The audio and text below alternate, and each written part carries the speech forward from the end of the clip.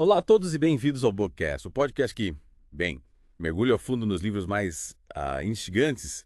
Eu sou o Júlio E eu sou a Vanessa. e estamos prontos para mais um mergulho profundo. Hoje, Vanessa, a gente vai desvendar os mistérios de Terra em Ebulição. Isso aí, do Immanuel Velikovsky. Nossa, esse livro promete, hein? Você já imaginou que a história do nosso planeta, pode ser muito mais agitada do que a gente aprende por aí? Pois é, o Velikovsky, joga tudo no ventilador. Ele fala que a Terra e o Sistema Solar eles não se formaram de boa, sabe? Na paz. Ah. Que, na verdade, grandes cataclismos moldaram tudo. A história do planeta, do Sistema Solar. Nossa! Que loucura! E o cara não tá só especulando, né? Não, ele usa dados geológicos, fósseis, até mitos de várias culturas para montar essa teoria. Caramba. E esse livro, Terra em Ebulição, ele ainda causa debate, né? Décadas depois de ser publicado. Total. Tem vários grupos de estudo que ainda se debruçam na obra dele, questionando as teorias mais tradicionais, buscando novas ideias sobre a história do nosso planeta. É, parece que ele, acendeu uma chama que não apaga, né? Com certeza. Bom, vamos começar essa viagem, então. Logo da introdução, o Velikovsky já joga a bomba. A Terra não é esse berço tranquilo que a gente imagina. Ele fala que, na verdade, a Terra sempre foi palco de uns eventos cósmicos bem dramáticos. Tipo aqueles filmes de ficção científica. Tipo isso. No capítulo 2, Revolução, ele já começa com um enigma geológico. Os blocos erráticos. Você já ouviu falar? Claro. Imagina você andando por uma planície e, de repente, dá de cara com um pedregulho gigante, totalmente diferente de todas as rochas da região. Ele fica completamente fora do lugar. Exato. E aí o Velikovsky vai investigar esses mistérios e chega a umas conclusões bem, digamos, radicais. E como ele explica isso? Aí ele volta no tempo, lá para o século XVIII, e apresenta o Oace Benedict de Saussure, um dos pioneiros da geologia. E o que o senhor tem a ver com isso? Ele também tentava explicar esses blocos erráticos, sabe? E imaginava que só umas correntes de água muito, muito violentas, tipo uns tsunamis gigantescos, seriam capazes de carregar essas rochas por quilômetros de distância. Nossa, faz sentido. E aí, o que mais ele traz de interessante nesse capítulo? Ele fala da descoberta de fósseis de animais de climas totalmente diferentes, todos juntos dentro de cavernas. Tipo, imagina encontrar fósseis de urso polar e elefante no mesmo lugar. Que doideira! Como se eles tivessem vivido juntinhos, né? Pessoa desafiou todas as explicações sobre migração e adaptação da época. E como eles explicavam isso? Aí entra o William Buckland tentando entender essa mistura maluca de fósseis e a solução que ele encontra. Uma inundação global, tipo uma inundação que cobriu o mundo todo e arrastou animais de todos os cantos para o mesmo lugar. Caramba, uma inundação global. Pois é, e essa ideia de uma grande inundação nos leva para o capítulo 3, uniformidade. E o que é essa tal de uniformidade? É a teoria que dominava a ciência no século XIX. Ela dizia que as mudanças na Terra, tipo as montanhas, os vales, tudo isso se formou bem lentamente ao longo de milhões de anos. Ah, entendi. Tipo, a Terra foi mudando aos pouquinhos. Isso. E um dos caras que mais defendia essa teoria era o Charles Lyell, um dos pais da geologia moderna. E o que ele falava? Ele dizia que, para ele, as mudanças que pareciam abruptas, tipo terremotos e vulcões, eram só aparentes, sabe? Que, na verdade, elas eram resultado de um processo muito lento e gradual, que a gente não conseguia perceber por causa da incompletude dos dados. Ele comparava com o censo populacional. Se você só olha os dados de tempos em tempos, perde a noção do fluxo, dos nascimentos, mortes, migrações. Entendi. Tipo, a gente só vê uns flashes do que aconteceu, né? Não filme completo. É isso aí. E aí, no capítulo 4, os mamutos siberianos, o Velikovsky nos leva para as ilhas do Ártico, cheias de ossos de mamutes, rinocerontes, lanudos, tudo misturado com árvores fossilizadas. Que imagem, hein? É de arrepiar, imagina. O ecossistema inteiro congelado no tempo. E os relatos dos exploradores da época, tipo Edward von Toll, são de chocar. Ele descrevia uma quantidade absurda de ossos, árvores com folhas e frutos fossilizados em lugares que hoje são congelados. É como se a natureza tivesse tirado uma foto instantânea do passado, né? Total. E como ele explica essa cena congelada? Ele fala de uma mudança climática repentina e catastrófica. Tipo, furacões e tsunamis gigantes que arrastaram tudo, árvores, animais, para o Ártico, onde congelaram e ficaram preservados. E essa mudança foi tão rápida que não deu tempo nem de, decompor tudo? Exatamente. Tipo, a natureza não teve tempo de se adaptar. Nossa, que mudança radical. E aí, no capítulo 5 ele fala da época glacial, né? Isso. É aí que entra o Luiz Agassiz, com a teoria de que, num passado relativamente recente, o hemisfério norte foi coberto por enormes camadas de gelo. Tipo a era do gelo que a gente vê nos filmes. E aí, o que causou essa mudança climática tão drástica? Essa é a pergunta que o Velikovsky tenta responder no capítulo 6, A Terra em Convulso. Ele analisa várias possibilidades, como mudanças na distribuição de massa da Terra, vulcanismo intenso. Mas ele não fica só nessas explicações mais terrestres, né? Não, ele vai além e sugere que a resposta pode estar fora da Terra. Tipo, a influência de outros planetas, mudanças na órbita da Terra. Nossa, que ideia. A gente sempre pensa que a história da Terra é só dela, né? Mas e se o universo inteiro tiver um papel nisso? Pois é, essa é a provocação que o Velikovsky nos faz. E no capítulo 7, Desertos e Oceanos, ele vai falar do Saara, né? Isso. Ele se pergunta, como uma região que já foi habitada com rios, lagos e florestas, virou o maior deserto do mundo? É uma mudança radical. Total.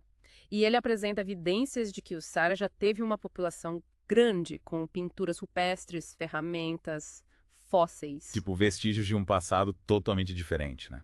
Exatamente. Ele explora várias teorias para explicar essa mudança. Alterações climáticas, deslocamento de massas de ar. É como se ele estivesse tentando decifrar um código, sabe? Reconstruir um quebra-cabeça ambiental. Que legal. E no capítulo 8, a Lua, Marte e a Terra, ele muda um pouco o foco, né? Ele vai para o espaço, ele fala das crateras lunares e questiona. Elas foram causadas por impactos de meteoros ou por vulcões. Boa pergunta. E o que ele conclui? Ele mostra que a Lua teve um passado geologicamente ativo com vulcões, rios de lava. Ele até sugere que a Lua pode ter tido atmosfera e água líquida. Imagina a Lua como um planeta cheio de vida. Nossa, que incrível. E aí ele volta para a Terra no capítulo seguinte. Sim. No capítulo 9, Eixo Deslocado, ele explora a possibilidade do eixo de rotação da Terra ter mudado de posição no passado. E como isso impactaria o planeta? Imagina a Terra girando como um peão desequilibrado. Isso causaria mudanças climáticas absurdas, remodelaria a superfície do planeta inteiro. Que loucura. E ele tem evidências para essa teoria? Ele fala de mudanças climáticas abruptas, fósseis em lugares inesperados, dados geomagnéticos. É como se a Terra tivesse sofrido um grande tranco, sabe? E mudado completamente de posição. E como ele explica essa mudança no eixo da Terra? Ele volta a olhar para o céu e sugere que impactos de meteoros ou a força gravitacional de outros planetas poderiam ter causado essa mudança radical. É como se o sistema solar fosse um jogo de bilhar cósmico e a Terra tivesse levado umas tacadas violentas. Nossa, que metáfora. E no capítulo 10, ele fala da deriva continental. Isso. A ideia de que os continentes já foram um supercontinente e se separaram ao longo do tempo. Tipo Pangaea. Exatamente. E ele apresenta evidências para essa teoria. Sim. Ele mostra como os continentes se encaixam, a presença de fósseis iguais em continentes diferentes, a continuidade de formações geológicas. É como se a Terra estivesse em constante movimento, sabe? Remontando os continentes como um quebra-cabeça gigante. E como ele explica essa movimentação toda? Aí ele entra na tectônica de placas, com o movimento das placas e as correntes de magma no interior da Terra. É como se a Terra estivesse fervendo por dentro, movimentando os continentes como jangadas no mar agitado. Que imagem. E finalmente, no capítulo 11, uma nova teoria, ele apresenta a própria teoria dele. Isso aí. Ele junta todas as peças do quebra-cabeça e apresenta sua visão sobre os cataclismos que moldaram a Terra. E é aí que a coisa fica realmente interessante. Ele fala que esses eventos, esses cataclismos, foram causados por, interações entre a Terra e outros corpos celestes. Tipo cometas. Cometas, aproximações de cometas, influências eletromagnéticas. Nossa, imagina um cometa passando raspando pela Terra, causando um caos. Exatamente. E para reforçar essa teoria, ele usa os mitos e lendas de várias culturas, sabe? Ele interpreta essas histórias como registros de cataclismos reais. Tipo os mitos gregos, a história da Arca de Noé. Esse tipo de coisa. Ele mostra como esses relatos de dilúvios, chuvas de fogo, terremotos se repetem em várias culturas. É como se a memória desses eventos tivesse ficado gravada nas histórias, né? Passando de geração em geração. Total. É como se a gente tivesse, uns ecos de um passado traumático da Terra. E no capítulo 12, a duração da época glacial, o Velikovsky questiona a cronologia tradicional, né? Ele acha que a Era do Gelo não durou tanto tempo assim. Ele fala que em vez de milhões de anos, a Era do Gelo pode ter durado só alguns milhares de anos. Isso muda tudo, né? Claro!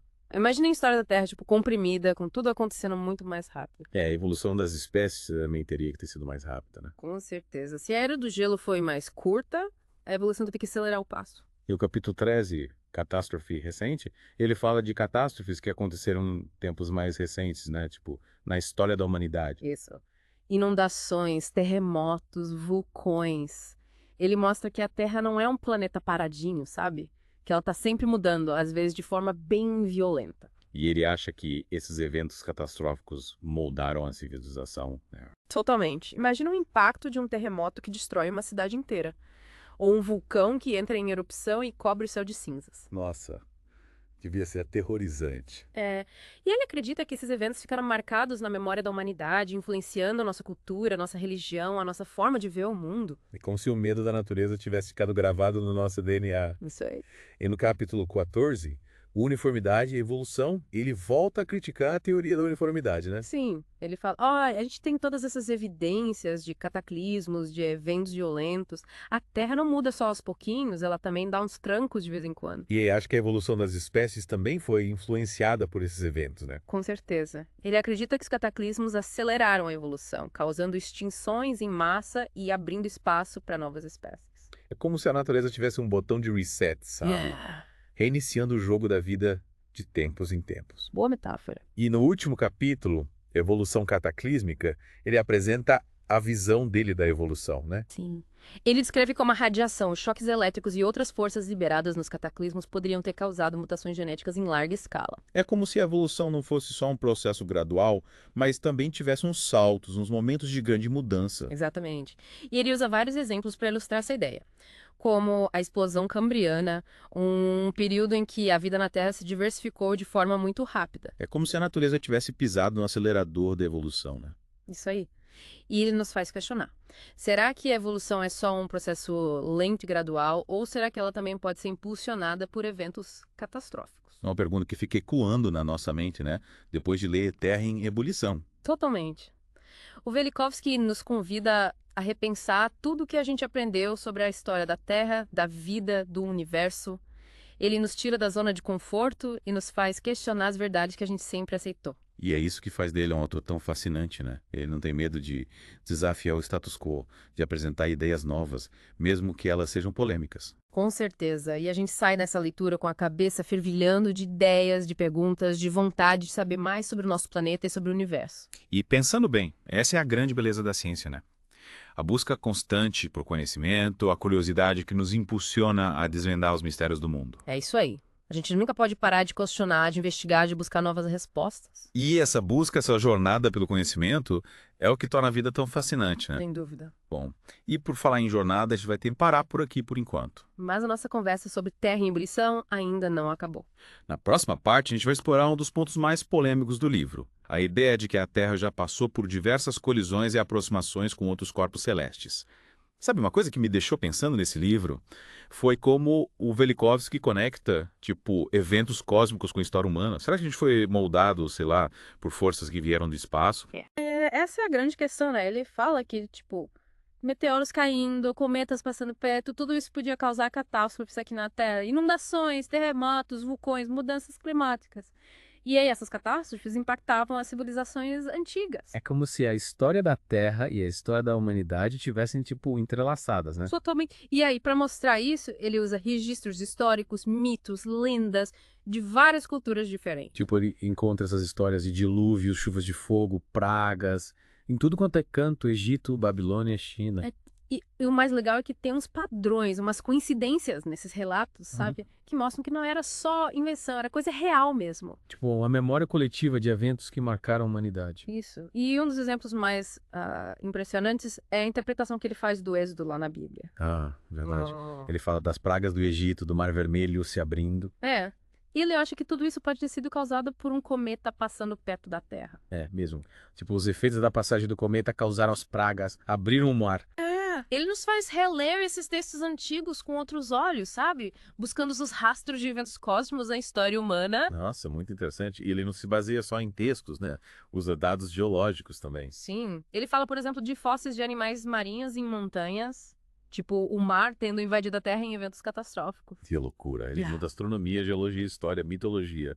Tudo para tentar entender o passado da Terra e da humanidade. E Terra em Ebulição é um livro que te tira da zona de conforto, te faz questionar tudo. A gente acha que sabe tudo sobre a Terra, mas ele mostra que a gente está só no começo da descoberta. A gente sai da leitura com mais perguntas do que respostas, né? Com certeza. Mas eu acho que essa é a graça, né? Ele te instiga a continuar buscando, a continuar questionando. É verdade.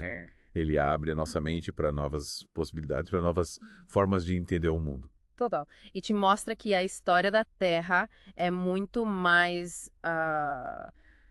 agitada do que a gente imagina. Que é a nossa história também, né? Com certeza. A gente faz parte dessa história, dessa grande aventura cósmica. E acho que o Velikovsky nos ajuda a enxergar isso, a se conectar com essa história maior. Exatamente. Ele nos mostra que a gente não tá sozinha aqui, que a nossa história tá ligada à história do universo. E que a gente ainda tem muito a descobrir, né? Muito. Bom, pessoal, essa foi a nossa imersão em Terra em Ebulição, do Immanuel Velikovsky. Um livro que nos desafia, nos instiga, nos faz pensar diferente. Esperamos que vocês tenham curtido a viagem. E que continuem explorando, questionando, buscando novas ideias. Afinal, o conhecimento é infinito, né? É isso aí. A gente se encontra no próximo episódio do BigCast com mais uma aventura pelos livros mais fascinantes e instigantes. Até lá. Até a próxima. Uhum.